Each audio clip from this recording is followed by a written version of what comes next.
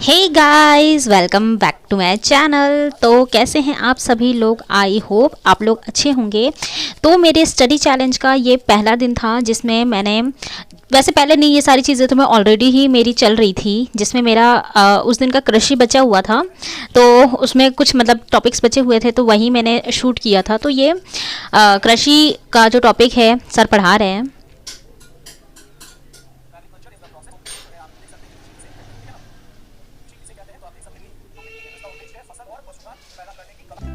तो इसके बाद मैंने इसे कंप्लीट किया था। और आप लोगों को जैसे कि पता ही है, इसे हमें एक एक डिटेल जो सर ने करवाई है वो बहुत ही इंपॉर्टेंट है, क्योंकि ये सर आपको पता होना चाहिए। अगर आपने इनके यूट्यूब सेशंस देखे हैं, पूरा एनसीईआरटी का ही और कुछ स्टैंडर्ड बुक्स होती है उनका ये करवाते हैं। और जो कि मतलब मुझे लगता है पर्सनली कि एक तो मेरे फेवरेट है, ऊपर से बहुत अच्छे तरीके से एक एक डिटेल दिखवाते हैं। और क्योंकि मैंने आपको अपनी बुक से बता के रखी हुई है, तो मैं दोनों में ही इंक्लूड करके लिख रही हूँ और बना भी रही हूँ, और इसी से ही पढ़ने वाली हूँ। इससे आउट बोलना चाहिए ना, आउट ऑफ सिलेबस इस तरह का मैं कुछ भी नहीं करने वाली हूँ। बस इनका जितना है उतना ही, और आपको पता है जीके जीएस के लिए दानिश सर, तो मैं इतना ही करने वाली हूँ। वैसे मेरे जो सीटेट के एग्ज़ाम्स हैं उसमें मेरे science, math and science obviously junior का दे रही हूँ, तो उसमें भी मुझे कुछ तैयारी करनी होगी। तो जिसकी वजह से इसमें थोड़ा सा मेरा शेड्यूल बीपीएससी के अकॉर्डिंग ना हो के थोड़ा सा मेरा सीटेट ओरिएंटेड भी होगा। तो आप लोग वो भी ज़रा से एडजस्ट कीजिएगा। और उसके बाद मेरी करेंट अफेयर की क्लास थी। आप गौरव सर से ही अगर पढ़े तो बेहतर होगा। और शंकर सर मैंने बता के रखा हुआ है, देखिए करेंट अफेयर है, सभी अच्छा पढ़ाते हैं। आपको जो अच्छे लगे, जो सर पसंद आए, आप उनसे पढ़िए। मेरा पर्सनली मैं इनको शुरू से फॉलो कर रही हूँ, जब से मैंने करेंट अफेयर पढ़ना शुरू किया है, तो मुझे बेस्टेस्ट लगते हैं। तो ये मैं अपनी इनकी क्लास देख रही थी। उसके बाद ये शशि शरण सर की क्लास थी हिस्ट्री की, जिसमें सभी ने अवज्ञा आंदोलन करना था मुझे। तो ये मेरी इनकी क्लास चल रही थी। आपको पता होना चाहिए कि जो हमारा मॉडर्न हिस्ट्री है उसमें ये सारे टॉपिक्स कंप्लीट करा देंगे, और इससे बाहर भी कुछ नहीं जाने वाला है। लेकिन हाँ, मैं कुछ चीज़ें आपको एक्स्ट्रा बताने वाली हूँ जो पूछी जाती हैं, और एक बार आप उसको अगर गो थ्रू हो जाएंगे तो बेहतर होगा। और बाकी जो चीज़ें होगी वो तो मैं आपको बताते हुए चलूँगी। लेकिन एक और चीज़ है, टारगेट्स देना। तो फ्रेंड्स, मुझे ऐसा लगता है कि टारगेट्स आपको खुद के प्रिपेयर करना चाहिए कि हमें क्या टारगेट आज का लेना है, क्या करना है। बट अगर आप लोगों को समझ में नहीं आएगा तो फिर आप मुझसे कमेंट में बोल सकते हैं, मैं आपके लिए टारगेट्स बना के दूंगी, टेलीग्राम पे शेयर कर दूंगी। और इसके बाद ये मैं जीके जीएस के लिए दानिश सर का पढ़ रही थी। वैसे मैं आपको बता दूं कि मैंने बीपीएससी टीआरई फर्स्ट सेकंड, आज का मेरा मेन टारगेट, ये तो मैं चीज़ें हर दिन करती हूँ, इतना तो मुझे करना ही है, करना है। जो चीज़ें मतलब मैं पढ़ूंगी, पढ़ने के अलावा ये चीज़ें मुझे इतनी कंप्लीट हर दिन के तरह से करनी है। तो जो मैं हर दिन अभी कर रही हूँ ये मैं करूँगी। लेकिन क्योंकि अगर हम किसी भी चीज़ की तैयारी शुरू करते हैं तो उसका पहले हमें एक फ्लो चार्ट बनाना होता है कि हमें क्या प्रिपेयर करना है, राइट। तो इसके लिए सबसे पहले आप लोगों को बीपीएससी टीआरई के प्रीवियस ईयर क्वेश्चंस देखने होंगे, जिसके लिए मैंने इसमें इंक्लूड किया हुआ है। ये मेरी रीजनिंग की क्लासेस थी। तो देखिए फ्रेंड्स, ये मैं शाम दोपहर में लेके बैठी थी, क्योंकि सॉरी, शाम को और दोपहर से मैंने आपको बताया कि ये जो मैंने क्लासेस की है दानिश सर की, ये मैं दोपहर में ही करती हूँ। मतलब जितना भी मेरा, अगर मुझे सेशंस देखने हैं जीके जेएस के या कुछ भी, ये सारे मैं दोपहर में देखती हूँ।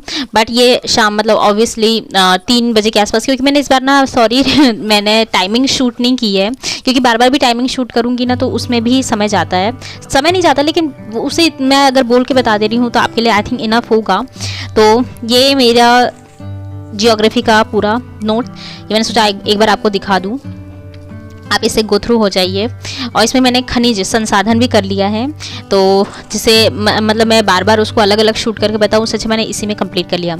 तो मैं बात करी थी बीपीएससी पीवाईक्यूज़ के बारे में, टीआरई के पीवाईक्यूज़। तो आज का जो डे 1 1 दिसंबर का डे 1 मैंने पूरा जो टीआरई 1 के जितने भी पीवाईक्यूज़ है उस पर लगाया है। मैं इसमें अभी आपको दिखा दे रही हूँ। उसमें मैंने सबसे पहले तो जो भी सब्जेक्ट से जो भी क्वेश्चन पूछे गए हैं उसको लिखा है, क्योंकि हमें पहले तो वही प्रिपेयर करना होगा कि एग्जैक्ट क्या क्वेश्चन पूछे गए हैं, तो वो इम्पॉर्टेंट है। और ये मैंने चॉकलेट लाई थी सोचा चॉकलेट भी दिखा दूँ, खरीदी थी खाने के लिए। तो ये देखिए यहाँ पर मैंने TRE 1 के सारे क्वेश्चन एनवायरनमेंट के, मैथ के इसमें नहीं है क्योंकि ऑब्वियसली मैथ के क्वेश्चन को समझना होगा, दैट्स वाई मैंने सारा GK GS का जितना भी पोर्शन है, हिस्ट्री ज्योग्राफी, सारे क्वेश्चन को मैंने कवर कर लिया है कि कौन कौन से क्वेश्चन इसमें किस तरह के पूछे गए हैं। इसके अकॉर्डिंग ही हमें नेक्स्ट स्टेप लेना होगा कि हमें एग्जैक्ट क्या पढ़ना है, और उसके बाद क्या आगे डिसाइड करना है कि हमें किस समय कौन कौन से क्वेश्चंस को और एग्जैक्ट किस टॉपिक्स को पढ़ने हैं। तो ये हमें PYQs के ही थ्रू करना होगा। तो मैंने ये भाई एक TRE 1 का ही एक दिन मैंने, ये रात के टाइम का है, तो मैंने पूरा रात के टाइम में से एक एक क्वेश्चन को ढूंढ ढूंढ के लिखा था, जो आप लोग टेलीग्राम पे देख लीजिएगा। तो गाइस मैंने जितना भी फर्स्ट डे किया है, मतलब मैं ये नहीं बोलूंगी कि बहुत मैंने पढ़ाई की है, नहीं, क्योंकि ऑब्वियसली नोट्स बनाने में भी बहुत टाइम जा रहा है। आप लोगों को पता है अगर 1 घंटे का वीडियो है तो वो 1.5 घंटे से ज्यादा टाइम ले लेता है, तो इस तरह से भी मेरा टाइम जा रहा है। मैंने आपको बताया मुझे CTET का भी पढ़ना है, जो कि शायद BPSC से बिल्कुल अलग होगा, तो उसकी भी मुझे कुछ तैयारी करनी है। तो इस वजह से कुछ कुछ कट करके ही ये ब्लॉग्स आने, मतलब जो शेड्यूल होने वाला है वो रहेगा। तो उसके अनुसार आप भी अपनी खुद के स्केड्यूल्स बनाना और तैयारी करना। बाकी अगर आपको टारगेट्स चाहिए तो मुझे बताइएगा, मैं टेलीग्राम चैनल पे वो आपको दे दिया करूंगी। बट मैं यही बोलूंगी कि आप अपने मन से अगर टारगेट्स तैयार करते हैं, क्योंकि आपको पता है कि आपकी क्या कैपेसिटी है, क्या आप पढ़ना चाहते हैं, कौन से सब्जेक्ट्स आपको किस वक्त कैसे करना है, तो वो।